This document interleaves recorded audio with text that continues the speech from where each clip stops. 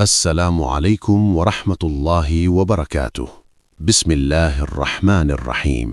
نبی اکرم صلی اللہ علیہ وسلم نے فرمایا، ان قریب کچھ لوگ مغرب کی طرف نکل جائیں گے، وہ قیامت کے دن اس حال میں آئیں گے کہ ان کے چہرے سورج کی طرح روشن ہوں گے۔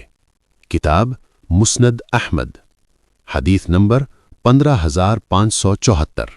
اس حدیث میں نبی کریم صلی اللہ علیہ وسلم نے ایسے لوگوں کا ذکر فرمایا ہے جو دین کی خاطر سفر کریں گے یا دین کی خدمت اور طلب علم کے لیے دور دراز علاقوں کی طرف جائیں گے، اور قیامت کے دن اللہ تعالی انہیں عزت اور نور عطا فرمائے گا، یہاں تک کہ ان کے چہرے سورج کی طرح روشن ہوں گے، یعنی اللہ کے راستے میں کوشش اور دین کے لیے محنت کرنے والوں کو آخرت میں بلند مقام حاصل ہوگا۔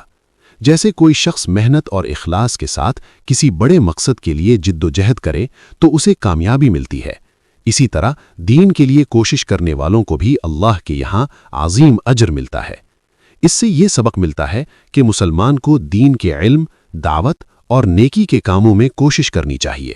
مثال کے طور پر، اگر کوئی شخص دین سیکھنے یا سکھانے کے لیے سفر کرے یا دین کی خدمت کرے تو یہ اس کے لیے قیامت کے دن عزت اور روشنی کا سبب بن سکتا ہے۔ یہ حدیث ہمیں یاد دلاتی ہے کہ اللہ کے راستے میں کی گئی محنت کبھی ضائع نہیں ہوتی۔